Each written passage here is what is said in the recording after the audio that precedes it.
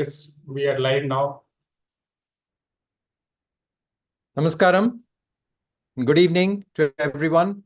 I have the greatest pleasure inviting Professor Probal Niyogi, the President of ASI, the world's second largest surgical organization, to welcome the gathering, the participants.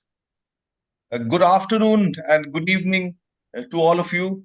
The Vice President of the RCPSG, Mr. John Scott, the ASI Vice President, Dr. Praveen Suryavanshi, the Director of Academics of ASI, Dr. G. Siddesh, International Affairs Convener of ASI, Dr. Raghuram, esteemed speakers from both the countries, dear delegates from the Indian subcontinent, which includes Nepal, Bangladesh, dear friends.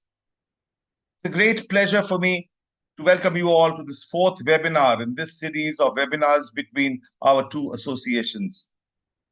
Today, we come across continents to share knowledge and foster collaboration and advances in the field of breast surgery.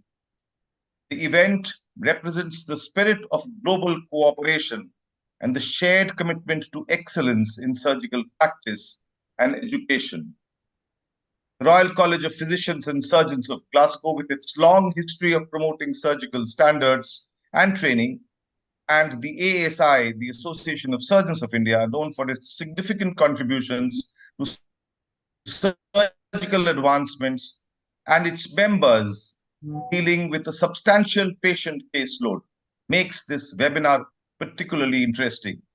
Our theme for today, benign but not so benign, is a topic that is timely and critical to those practicing general surgery and breast surgery. And we have gathered an impressive lineup of speakers who will share their insights and practical experiences. I extend a special welcome to them. To all participants, your engagement and inputs are what make events like these so valuable. So let us use this opportunity to learn from each other and to push the boundaries of what we can achieve in the true spirit of Conjurat Amis. I look forward to an evening of insightful lectures and productive exchanges. Thank you. Thank you, Dr. Probal Niyogi. May I now request Mr. John Scott to say a few words?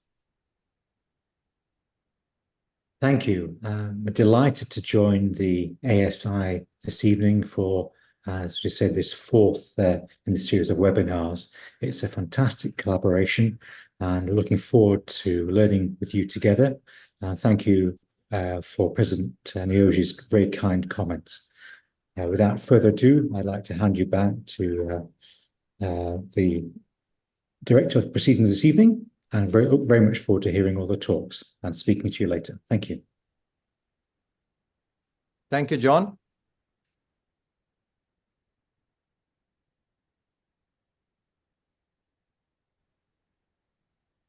Truly delighted to be moderating this panel discussion, the second and final part of the webinar series relating to assessment and management of benign breast disease.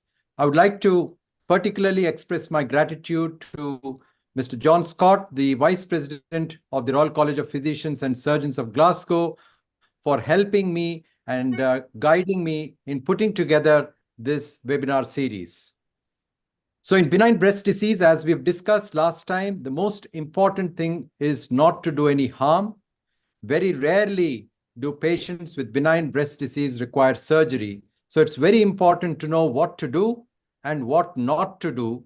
And the emphasis of these two-part series is to reach out to the target audience, that is practicing surgeons and postgraduates, on specifically take-home messages that they can apply the very next week, that is on Monday morning.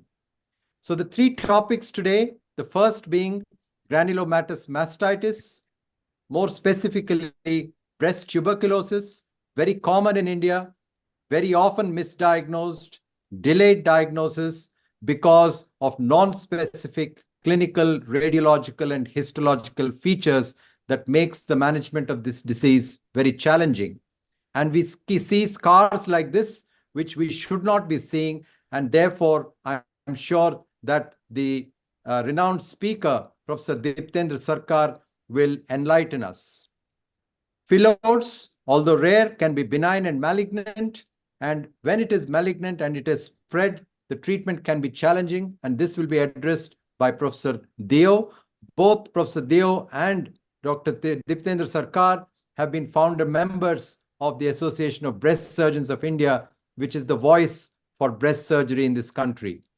And the third speaker from the UK, distinguished former Vice President of the Royal College of Physicians and Surgeons of Glasgow, Alison, would be addressing on benign conditions, but not so benign conditions. There are several of them, particularly in the screen setting, like the radial scar, sclerosing adenosis, ADH, complex sclerosing lesions, and lobular neoplasia, which she will be addressing.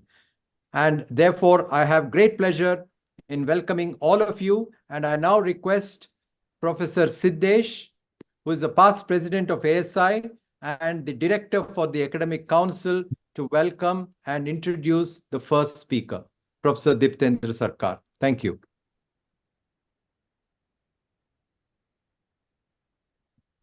Good evening, everybody. Dr. Diptendra Sarkar is the present chairman of the West Bengal chapter of the Association of Surgeons of India. He is a surgeon of repute and a professor in the government medical college there. And he has done a tremendous work in the field of breast surgery and has been a member of the Association of the Breast Surgeons of India. And he has been a very prolific speaker and has been a teacher par excellence. And his contribution to the field of breast surgery and in the postgraduate teaching is immense. I really appreciate him for having taken up the job of this webinar series and contributing to the education. Thank you.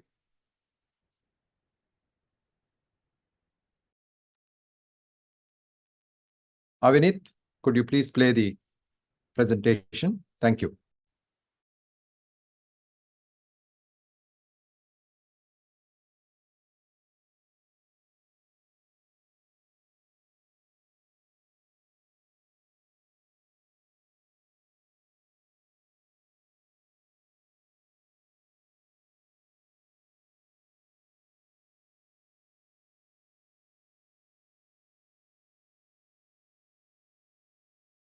Good evening, everyone. At the outset, I would like to extend my thanks to the Association of Surgeons of India and the Royal College of Surgeons and Physicians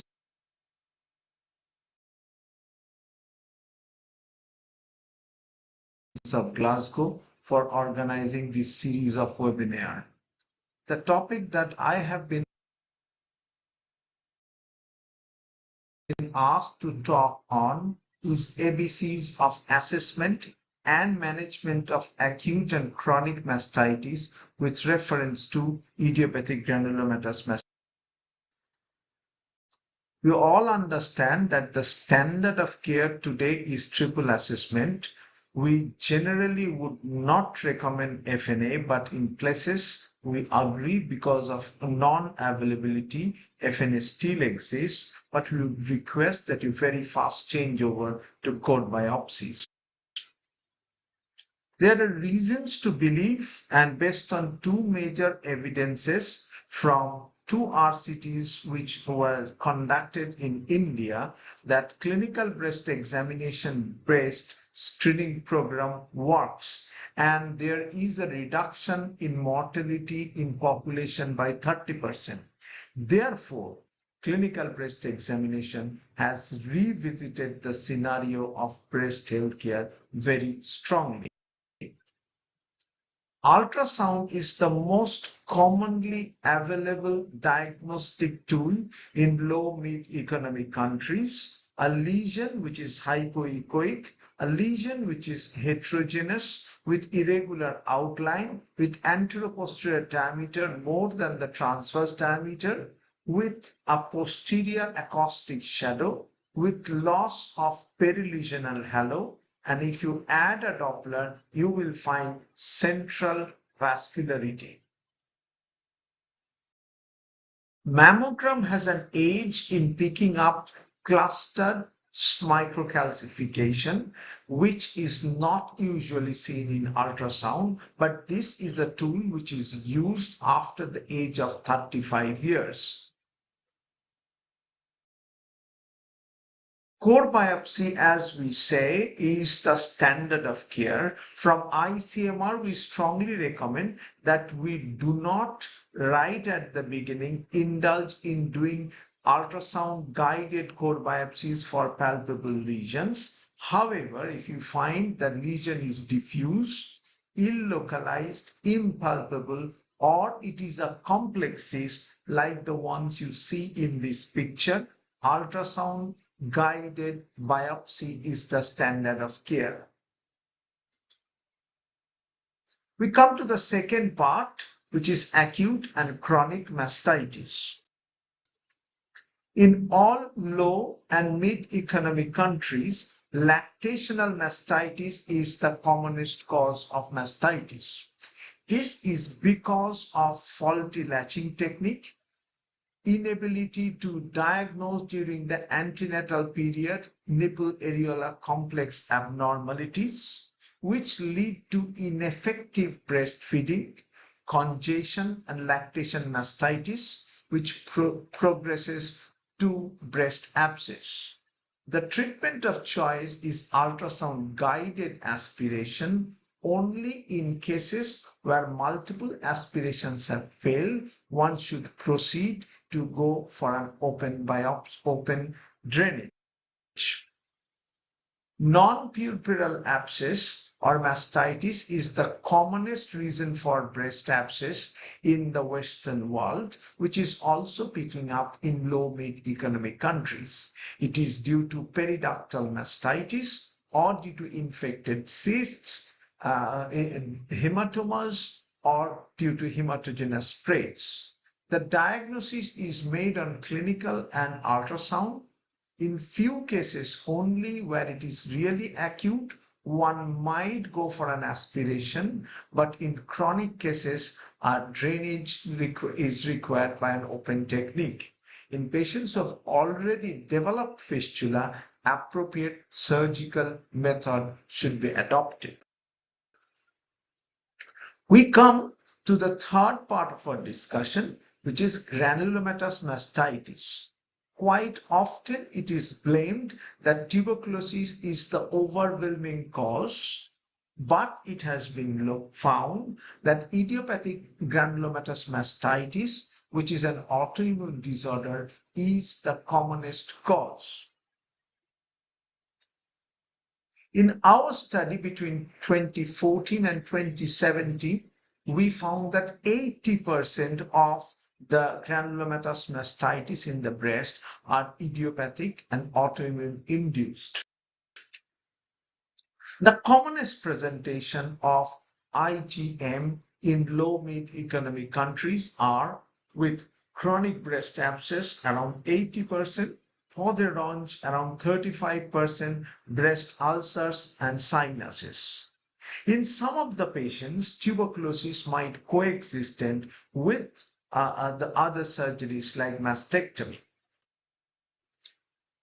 This is an example of a 37-year-old girl or a lady in whom some surgeon has been completely ridiculous in trying to drain a tuberculous abscess by multiple incisions.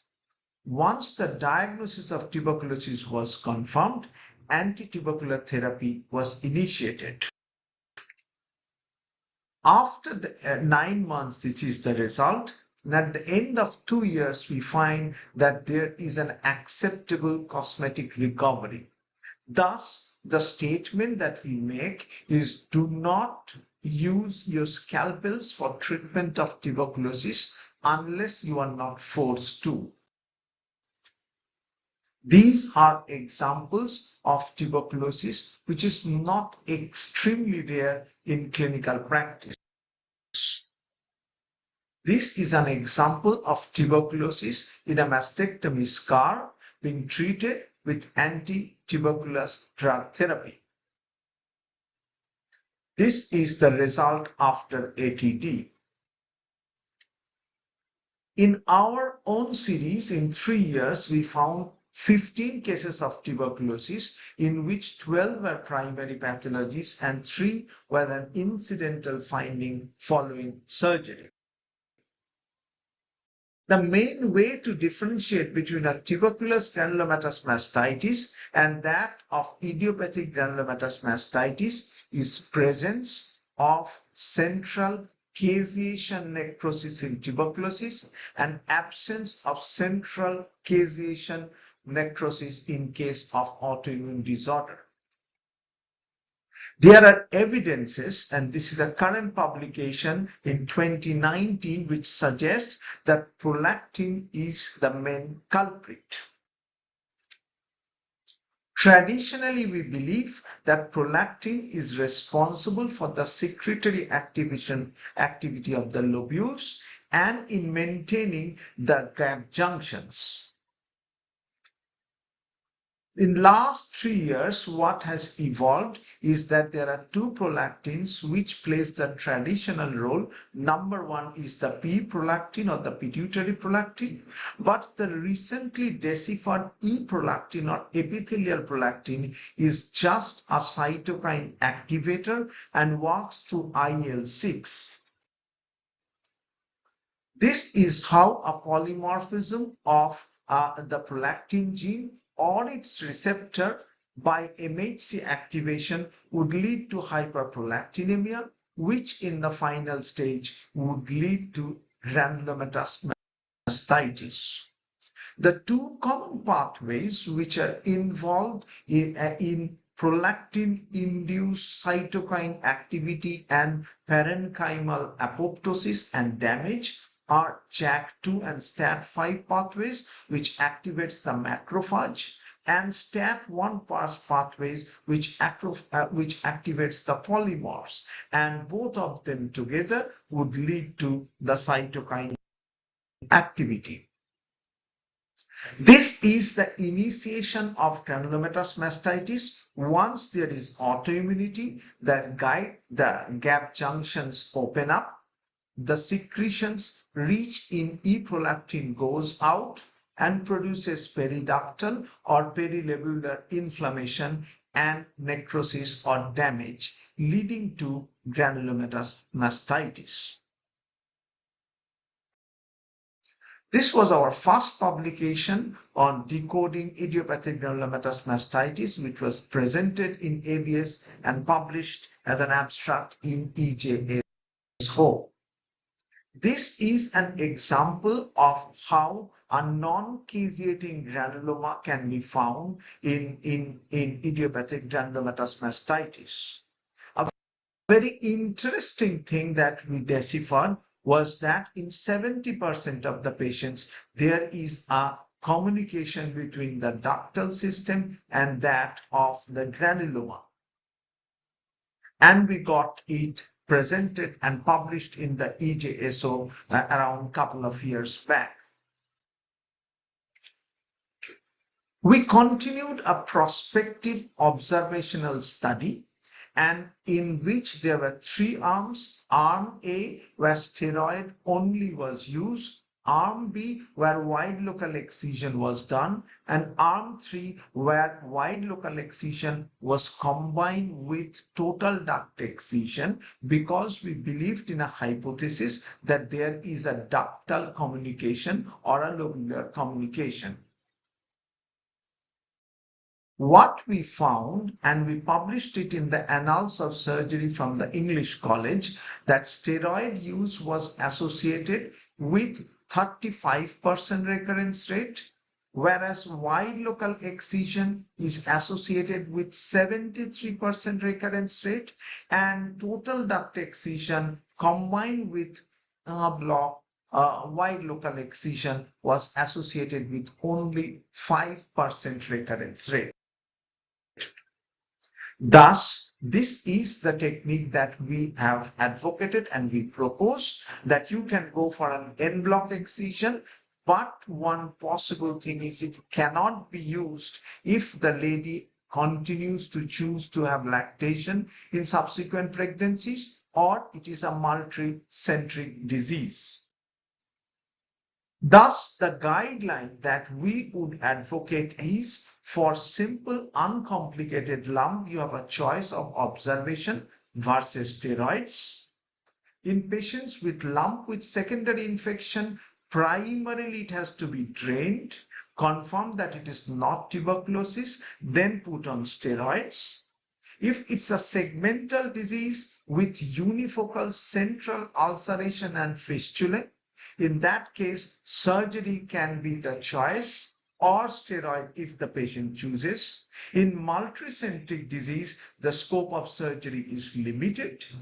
However, in patients where it's a recurrent disease and the disease has failed after steroid and the patient do not choose to have a methotrexate, surgery can be offered. Thank you very much. If you wish to have any questions, I'll be happy to answer them at the end of the session. Thank you once again. Thank you, Professor Diptendra Sarkar. I'd just like to request all the participants to post their messages in the message box, and we will ensure that the panelists would address them both by way of messaging back, and some of them will be addressed at the end of the session. I now like to invite Professor Praveen Suryavanshi, who is the Vice President of the Association of Surgeons of India, to introduce Professor Dev. Yeah, good evening, everyone.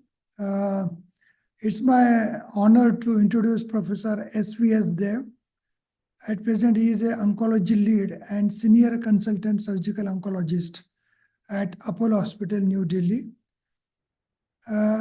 He is a former head Department of Surgical Oncology, BRA IRCH and National Cancer Institute, AIMS, New Delhi.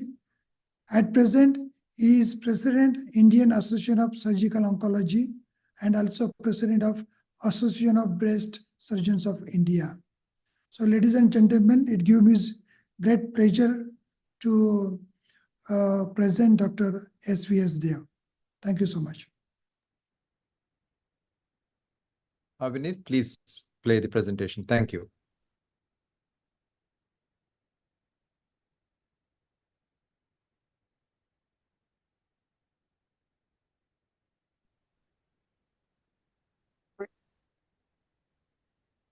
A very good evening.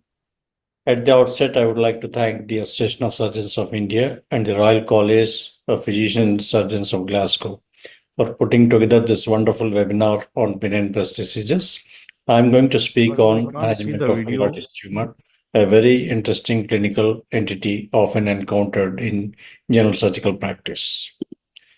Diseases of the breast are very common in routine practice, and you can see a heterogeneous group of benign breast diseases due to developmental, hormone-related, inflammatory, and benign and malignant tumors, a group of benign breast diseases during your clinical practice. Understanding the benign breast disease is extremely important to optimize. A very good evening. At the outset, I would like to thank the Association of Surgeons of India and the Royal College of Physicians and Surgeons of Glasgow for putting together this wonderful webinar on benign breast diseases. I'm going to speak on management of Phyllodes tumor, a very interesting clinical entity often encountered in general surgical practice. Diseases of the breast are very common in routine practice, and you can see a heterogeneous group of benign breast diseases due to developmental, hormone-related, inflammatory, and benign and malignant tumors, a group of benign breast diseases during your clinical practice. Understanding the benign breast disease is extremely important to optimize the treatment of breast diseases. The clinical challenge is to differentiate benign from malignant breast lesions. to avoid overtreatment of benign breast disease and undertreatment of cancers. Phyllodes tumors are rare fibroepithelial neoplasms accounting for less than 1% of the breast tumors. Originally, they were described by Johannes Muller in 1838, and he named these tumors as Cystosarcoma phyllodes. The term phyllodes means leaf-like projections within the tumor, which are often seen. Subsequently, various names were given to this tumor. More than 60 names were used. And finally, the World Health Organization has standardized the nomenclature. And this entity is called Phyllodes tumor in the contemporary practice. There is no proven etiological or risk factors for Phyllodes tumors, but these tumors can be seen in patients with Leaf-Romani syndrome, and they can also be seen in patients, male patients with gynecomastia, rarely. Phyllodes tumors are fibroepithelial breast tumors capable of diverse biological behavior, and they are classified into benign, borderline, and malignant Phyllodes tumors based on histopathological features.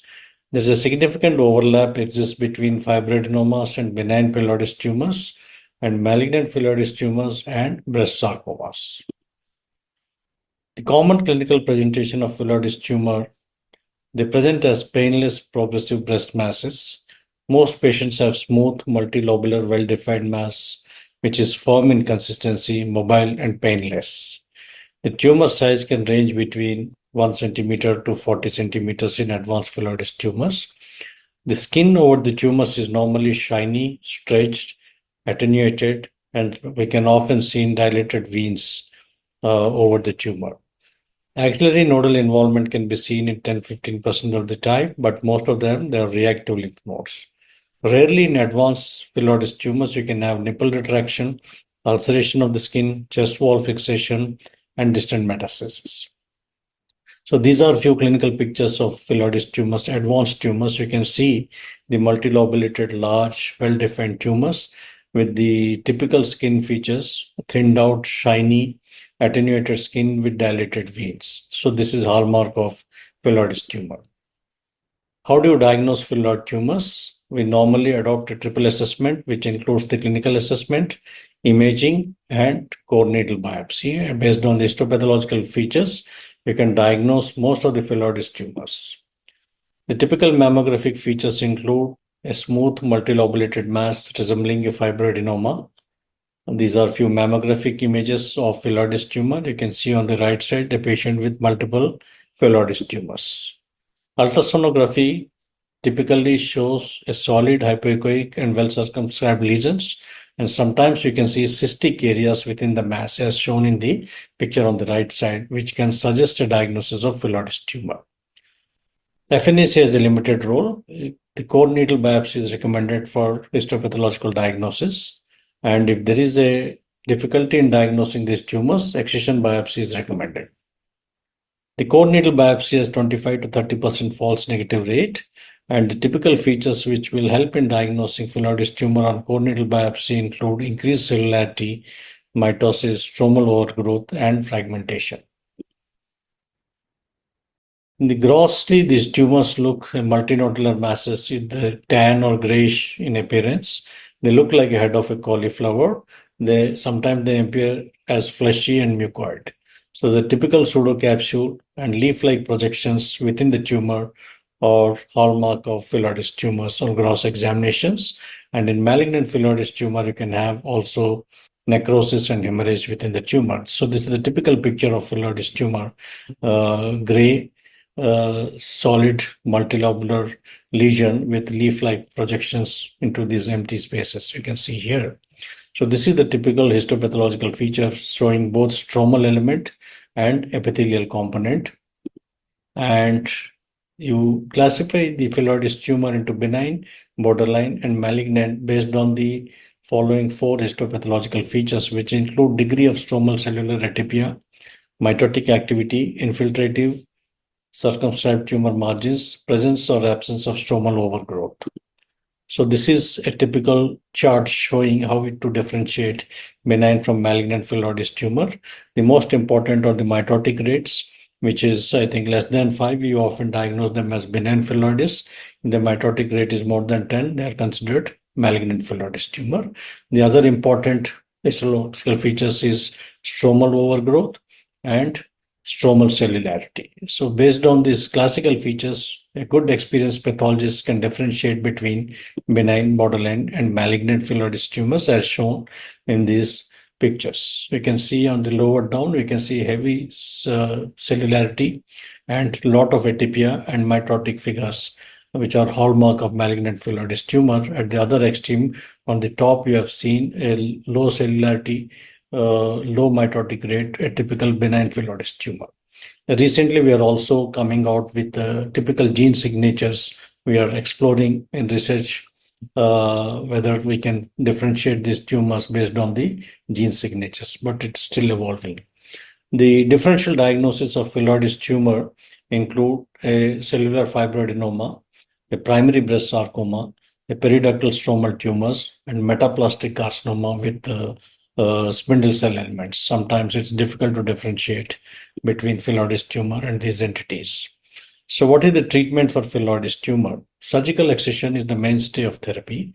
Well, the various types of surgical excision for Phyllodes tumor include a simple excision or enucleation, a wide excision with tumor-free margins, and rarely patients may require mastectomy. Complete surgical excision is the standard of care for Phyllodes tumors, and the current guidelines recommend excision biopsy for benign Phyllodes tumors. Wide excision with surgical margin of more than 1 centimeter is recommended for borderline and malignant Phyllodes tumors. And for large recurrent Phyllodes tumors where margin negative resection is not feasible, you may have to go for a mastectomy. Other surgical options include axillary lymph node sampling or clearance. So this is not standard of care for Phyllodes tumor because we rarely see patients with axillary nodal involvement. And currently we are also using oncoplasty for facilitating large volume resections and also achieve good cosmetic outcomes. So these are few examples of wide excision with a tumor-free margin. And we can also adopt oncoplastic procedures for facilitating margin negative resections and achieve good cosmesis. So this is a volume replacement technique where we removed a large Phyllodes tumor and did a cavity filling using a mini latissimus dorsi flap. So these are few examples of Phyllodes tumor managed along with breast oncoplastic surgery. Axillary lymph node involvement is seen less than 2% of time. So it is not routinely recommended to do a routine lymphadenectomy in patients with Phyllodes tumor. Radiation therapy can be used in patients with borderline or malignant Phyllodes tumor with suboptimal margins. It has no role in the management of benign Phyllodes tumor, and it can also be offered to patients with large and recurrent Phyllodes tumor. Radiotherapy has been shown to decrease the local recurrence rate, but it does not have impact on overall survival of Phyllodes tumor. Chemotherapy has a very limited role in the management of Phyllodes tumor. Sometimes in very high grade malignant Phyllodes tumor, recurrent tumors or metastatic settings, the chemotherapy has been used with modest outcomes. Overall, the recurrence rates for Phyllodes tumor range between 10 to 15% for benign, 15 to 25% for borderline, and 25 to 30% for malignant Phyllodes tumor. And in 10 to 15% of patients with malignant Phyllodes tumor, you can see distant metastasis. The most common sites of distant metastasis include lungs, bone, and soft tissue. So this is one of our patients who presented with a very bizarre sort of metastasis. One deposit in the parotid area, one deposit in the leg, and she had a Phyllodes tumor in the abdominal wall. So we did a simultaneous resection of all the lesions because they were accessible. To summarize my talk, Phyllodes tumor is a rare breast tumor with diverse biological behavior. Treatment principles are based mainly on retrospective series and case reports. Triple assessment and core needle biopsy can help in diagnosing Phyllodes tumor preoperatively. Suboptimal management, margin positivity, re-excision, and recurrence is common in Phyllodes tumor. Benign Phyllodes tumor should be completely excised. Borderline and malignant Phyllodes tumor require margin negative excision, wide excision. Large and recurrent tumors sometimes may require mastectomy. Adjuvant radiotherapy has a limited role in borderline and malignant Phyllodes tumor. Thank you very much. Thank you, Professor Dev. We'll take the questions towards the end, and also the messages are coming through, and we will be addressing them as well.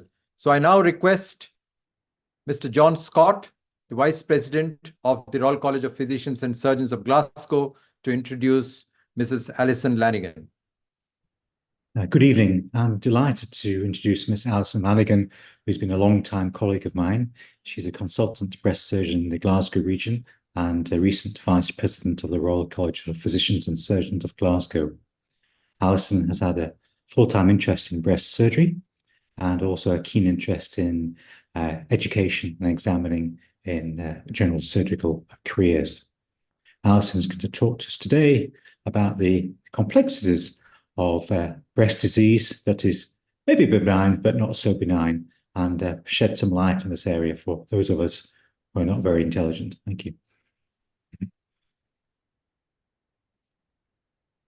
Alison.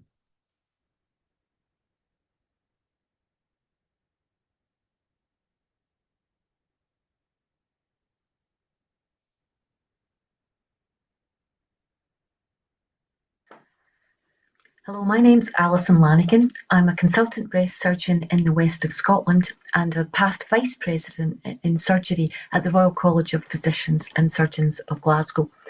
I've been asked to talk to you about a particular group of breast biopsies, which are called B3 lesions, which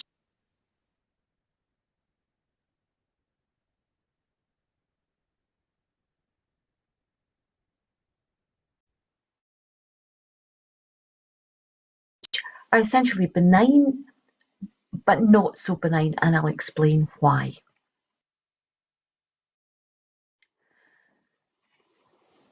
We all know that a core biopsy of a breast lesion usually allows us to diagnose the abnormality. For example, if you have a B1, it's normal breast tissue, B2 is benign, and malignant is coded B5.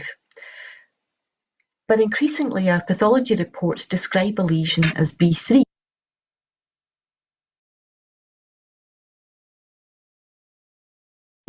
This is a lesion of uncertain malignant potential. So as I've said, benign, but maybe not. B3 lesions are uncertain in malignant potential because they're heterogeneous. The small area sampled may not be representative of the entire lesion, and the lesions described are associated with DCIS or invasive malignancy on occasion, or it can be both of these factors. B3 lesions represent quite a significant proportion of NHS breast biopsies, and we've seen an increased diagnosis of B3 lesions both in the symptomatic and screening practices.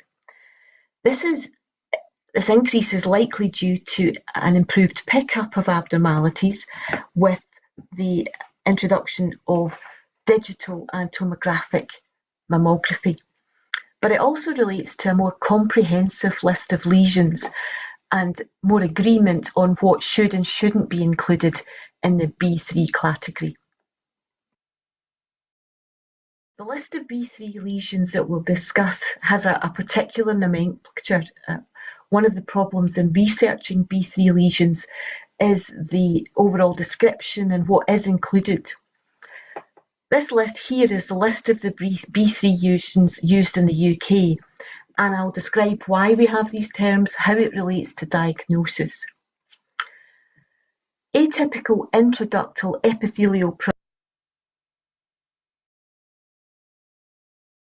is the first example. It's essentially atypical ductal hyperplasia, or ADH, but in core samples there's insufficient tissue to call it ADH. AIDEP describes less than 2 millimetre areas of atypia. It may be low-grade DCIS, but it's too small to diagnosis. It usually presents with clustered microcalcifications and mammogram, and there may be a mass or an ill-defined area on ultrasound. In the UK, it's unusual for us to use MRI or contrast enhanced mammography for these lesions, The value for these is to exclude malignancy at the site or elsewhere in the breast, and that negative predictive value is high. It's 90 to 98%, but it doesn't describe exactly the atypia in the way that we want. In AIDEP, as with other B3 lesions, diagnosis on core biopsy is often insufficient, and what we're looking for is a way in which to more accurately predict which lesions can become malignant or which would lead to malignancy in that breast. And so with a core biopsy, the risk of upgrading AIDEP for malignancy is anywhere between 18 and 87%. But if you have a larger volume of tissue, as in a vacuum-assisted biopsy or a large volume biopsy, that risk of upgrade is narrowed to a more manageable level of 21%. And so it's good practice to use large volume biopsies for all of these B3 lesions after a core biopsy. The management of these lesions is a thorough sampling with a vacuum-assisted excision biopsy and surveillance mammograms for 5 years. And we'll describe what the difference between vacuum-assisted excision and biopsy is later on. Out with the UK, VAE is being increasingly used, and particularly in small lesions measuring less than 15 millimetres. But in larger lesions and in many institutions, surgical excision is still used first line for these areas. Of note, AIDEP is often ER positive. The next lesion is lobular neoplasia.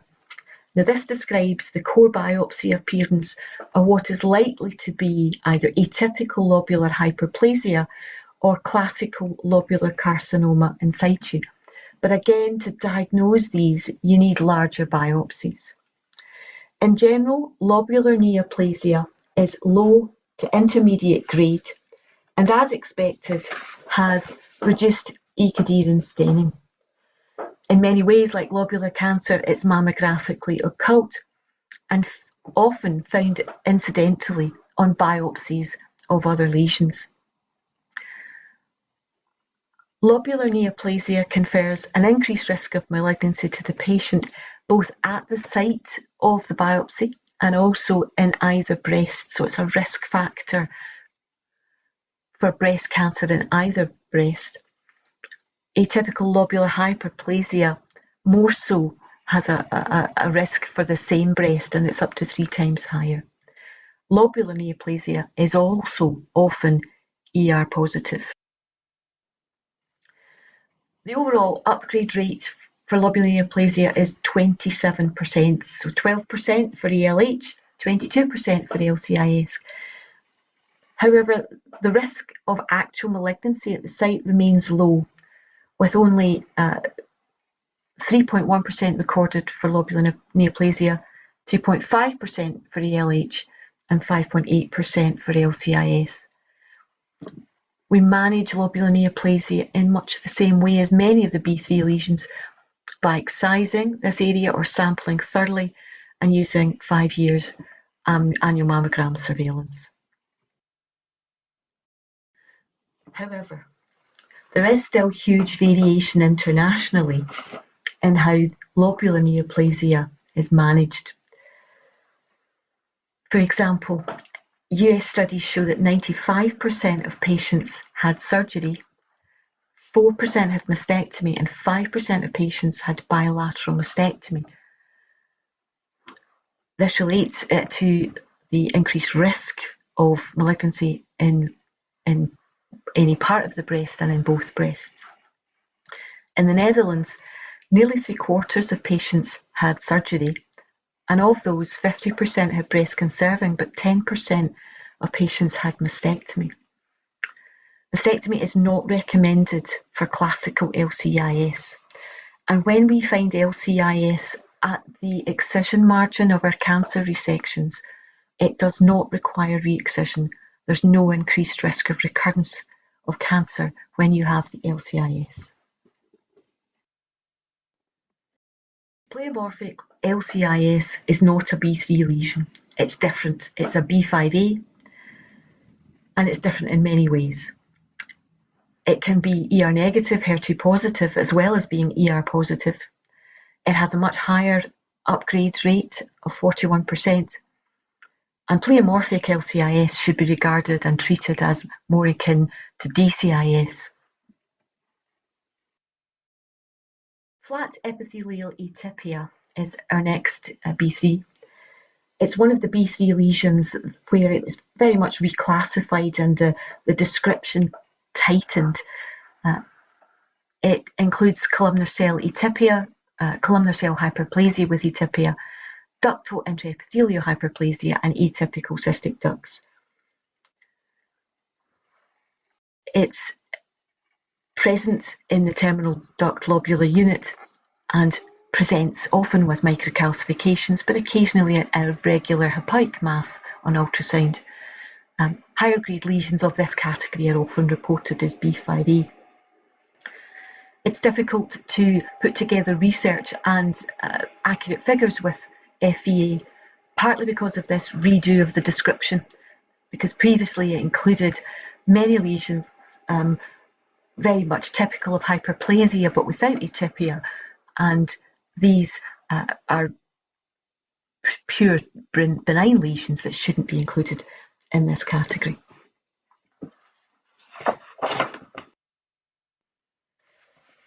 The risk of upgrade of FEA is somewhere between 13 and 21% in the pure form, but it's often associated and coexists with AIDEP or lobular neoplasia, and you have to increase that upgrade rate to whichever of these lesions has the highest upgrade.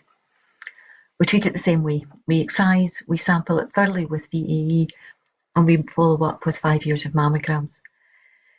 In the European paper that I'll show you later, and across many units out with the UK, we often will find that patients will undergo surgical excision if there are residual calcifications after VAE, or if there is non-concordance with the imaging of the lesion. And I think at this point it's very important to say that B3 lesions are one of the areas where an MDT is particularly important. The pathologists, the surgeons and the radiologists getting together to accurately describe what they've done, what they see and how it should be managed. Our next lesion is a radial scar. The difference between radial scar and complex sclerosing lesion is the size. A radial scar is defined as less than 10 millimeters, and a complex sclerosing lesion is more than 10 millimeters. They are associated with usual type hyperplasia and atypical hyperplasia, but you can often find DCIS or invasive malignancy. The appearance can also be concerning. They have an appearance of a stellate or spiculate lesion, sometimes with microcalcifications, and that can mimic a cancer. Clever radiologists will tell you that the appearance changes with the mammographic view and with various other the modalities. It does have variable appearances on ultrasound and MRI. But what they will say is that malignancy is less likely if there is no mass lesion. But if you look at those pictures, you can still see that it's fairly concerning and looks very much like a cancer in the initial stages. If there is no atypia on the core biopsy with a radial scar, then the likelihood of upgrade malignancy is less than 10%. But if there is atypia, then it increases to 36%. With no atypia, the patients are simply followed up. They have a large volume biopsy, and if it confirms that there's no atypia, they are followed up through breast screening. If there is atypia, we do follow more closely with annual mammograms. This is one area where there has been a significant change in moving away from surgical excision. Certainly It's very new to my practice to move away from surgical excision in these areas, although we have. And you can perfectly understand that across many of the other guidelines, radial scar with atypia is still treated in many areas with surgical excision, and particularly where the experience of VEAE.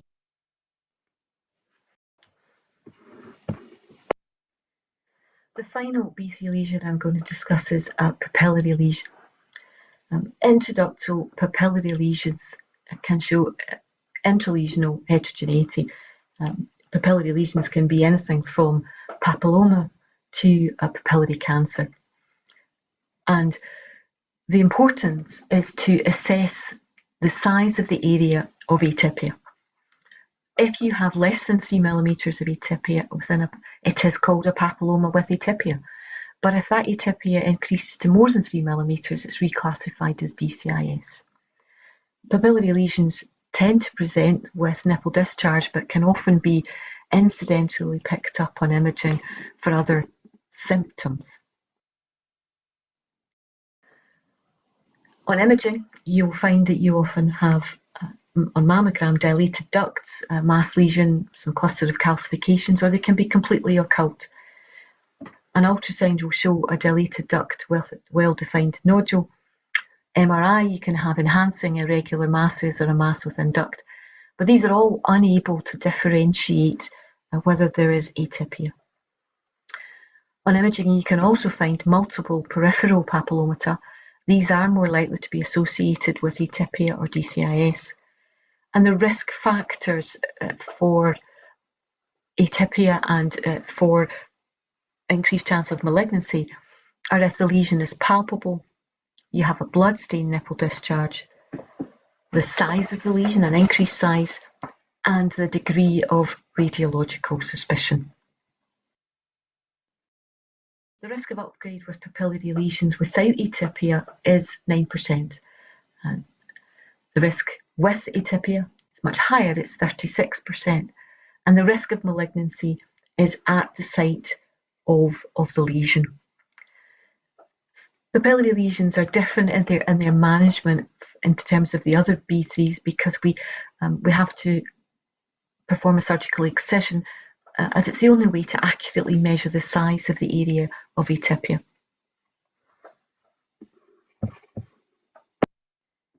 We do, however, occasionally excise lesions that don't have atypia with VAE because whilst we're not looking to measure the atypia, we want to sometimes remove large lesions, and surgically we sometimes have to remove lesions where we could use VEA, but it's not feasible because many of these lesions are close behind the nipple and technically it's very difficult. For those lesions with atypia, we use 5-year annual mammograms again as follow-up. For multiple papillomatosis, we're always in a bit of a dilemma because they really should have long-term follow-up. There is 3 times the risk of invasive malignancy with multiple papillomas, but if there is atypia, that increases to 7 times risk. I thought it best to clarify just before we finish what we do mean in terms of these terms vacuum-assisted biopsy and vacuum-assisted excision. So a vacuum-assisted biopsy is a thorough sampling with a larger biopsy. So a core biopsy is a diagnostic biopsy with a 14-grade needle. A vacuum-assisted biopsy is a diagnostic biopsy with a larger volume, 9 to 10 grade. A vacuum-assisted excision is where for smaller lesions you do excise the lesion, but for larger lesions you do a thorough sampling, and that involves a description where you remove 12 7 to 8 gauge biopsies, and when you measure that it amounts to about 4 grams of tissue. When you perform a core biopsy of the lesions, you insert marker clips. It's good practice that when you do excisions, you excise those clips, and that's either by surgical excision or by vacuum-assisted excision. And then you deploy further marker clips to mark where you've taken those biopsies. In our screening program, when we do surgical excisions, we have to try and keep those excisions as small as possible. And so we have a quality marker that says that because most of these biopsies are going to be benign, then we should keep the weight of specimen less than 20 grams. And the target is that for those that are ultimately benign, 90% of those surgical excisions should be less than 20 grams. Now, I've been telling you that we use 5-year mammographic surveillance after atypia is diagnosed. And that's still our practice, but I suspect that that will be changing very soon. This recent paper from the Sloan Atypia project has questioned whether that is too many mammograms for patients. So the Sloan Atypia project is a project that was set up in 2003 to look at DCIS and atypia diagnosed through the screening programme and to follow it through looking at evidence of malignancy, recurrence, outcomes. And so it has a very high volume of patients that we can follow up. The recommendations from this paper when looking at all of the evidence suggest that screen-detected atypia should not be offered annual mammograms, but should be offered 3-yearly mammography, just as we are in the screening project. They've obviously recommended that we need to keep a very close eye on interval cancers, but they're very keen that all of the screening centres change to this pathway.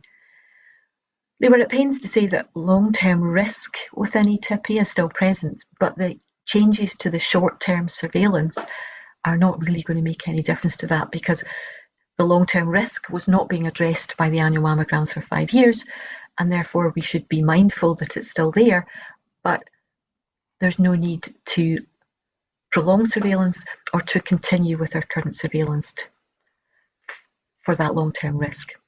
There was some dissent, but I suspect it will be research studies that look further at whether 2-yearly surveillance in atypia, which was suggested as one of the options.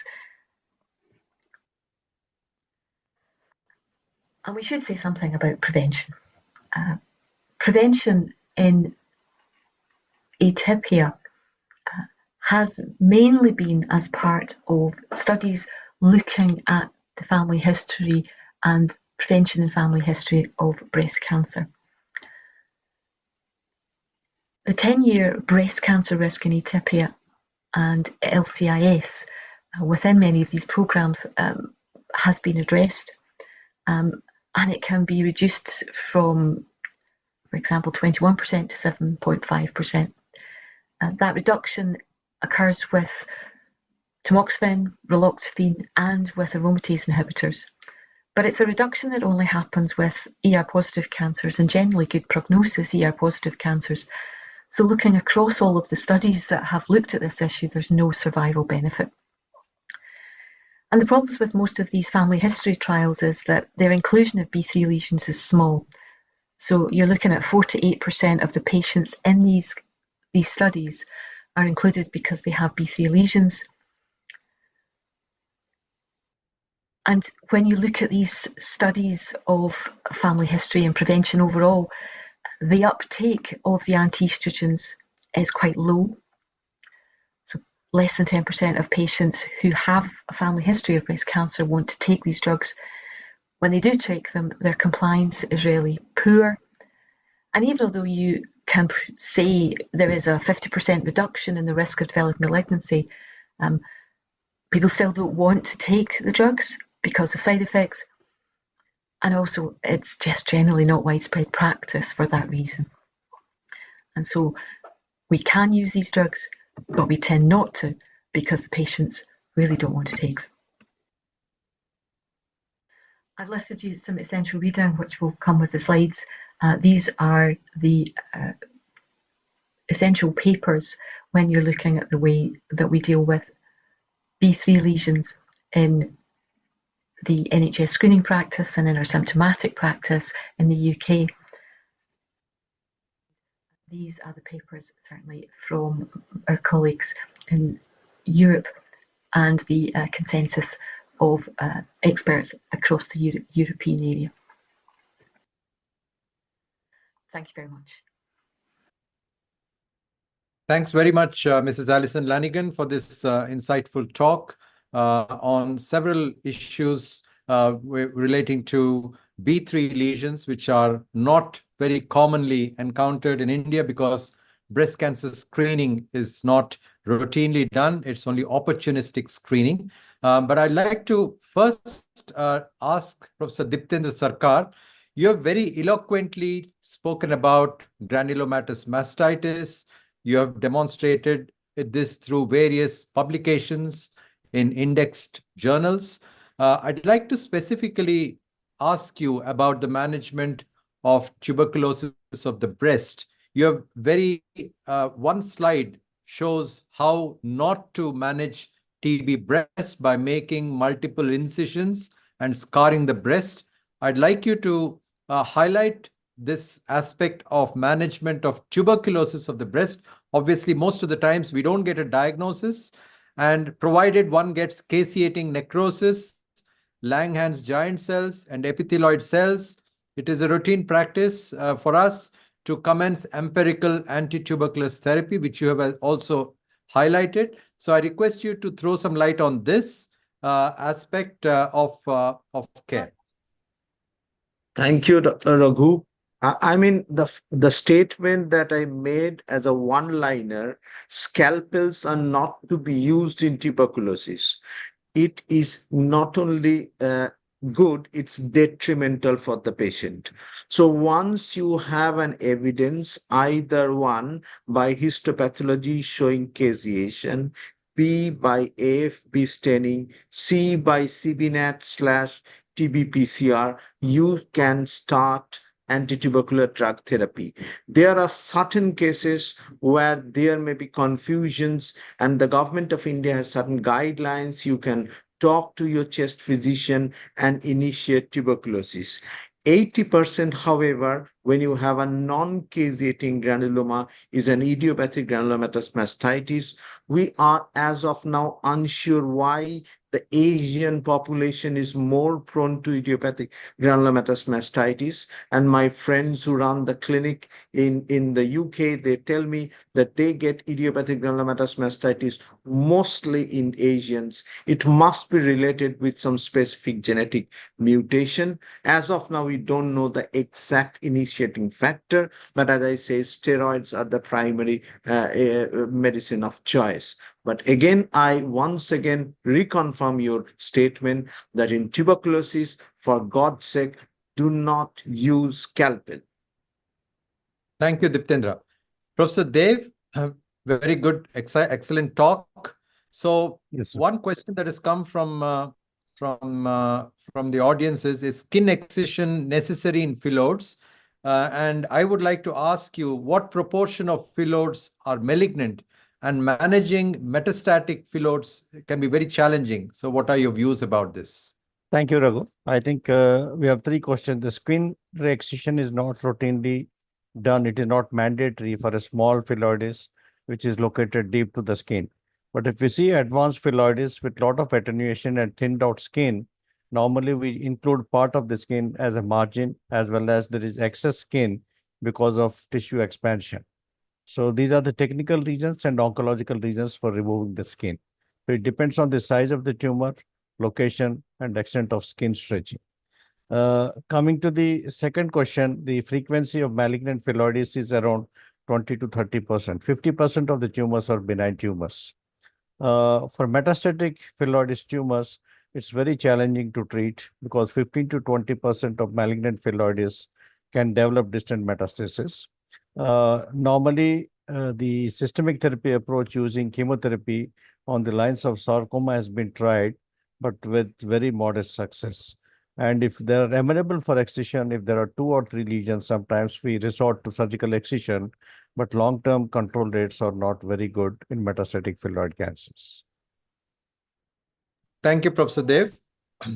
With regards to Mrs. Alison Lanigan, obviously you've touched upon so many aspects relating to B3 lesions. A question from me, papillary lesions, when we encounter multiple papillary lesions that present again and again, those who underwent wire-guided excisions, would you recommend surgeries when patients present with recurrent papillary lesions? And what is the role of mastectomy in such patients?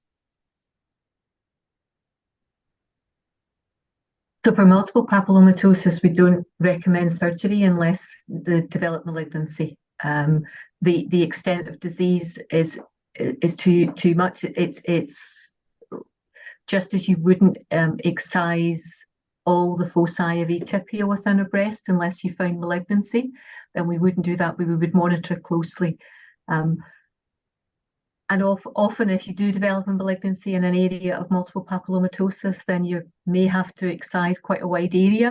At that point, you have to consider whether the breast is still conservable or whether you need a mastectomy. But to that point, you wouldn't look at risk-reducing mastectomy for multiple papillomatosis. Yeah, thank you. Any role of P53 gene in precursor lesions like ADH, atypical ductal hyperplasia? We don't do that. We don't test for the vast majority of patients. No. Can we use hormonal therapy such as tamoxifen in benign but not so benign lesions? You can't do. There is some evidence for atypia. Again, like most of these, it's unlicensed, and so it has to be a very frank and honest conversation between the physician and the patient as to what they can achieve with these and what the side effects and potential complications are. Thank you very much. So, any further questions from the panelists? Any comments from the panelists? Can I just say that from a UK perspective, I absolutely agree with the granulomatous mastitis. I mean, most of what we see is idiopathic. We do have it in non-Asian ladies, but we do get a lot in Asian ladies, and it is very, very difficult to treat. We don't treat empirically for tuberculosis. As you can imagine, it's not quite top of our list, although we do biopsy and send cultures for TB for all of these ladies, but almost all of them it's idiopathic and very difficult to treat.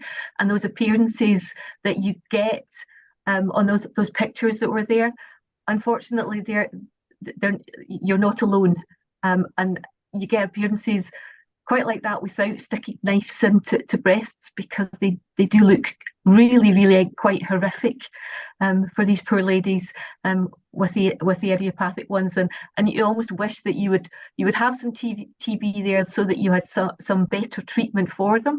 And as I said, we try steroids as well. Thank you.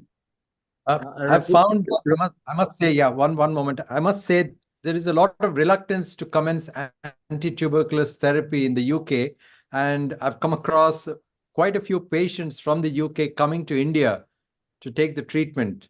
And, for many of these patients, it's been a happy experience in terms of the ultimate result. So any comment on that? Well, maybe Raghu, we should just start them on anti-TB therapy. You're right. Maybe we should. Raghu, we have a very large, if I can make a comment, Raghu, we have a very large series, and now every OPD I see at least one or two idiopathic granulomatous mastitis. It's rising, skyrocketing. It's more common than breast cancer. So what our policy is, number one, in most of these patients, you will have some sort of reactive arthritis. They usually present within 5 years of pregnancy and lactation. So if you find these features, they would go more in favor of idiopathic granulomatous mastitis. And if you get a non-caseating granuloma, that's the one where you should start steroid. As you rightly said, if you get an evidence of caseation, and if you're not getting tuberculosis as in culture or something, caseation is a good enough indication, and the government of India also endorses using empirical tuberculosis in them. But by and large, my experience has been 80% idiopathic and 20% tuberculosis.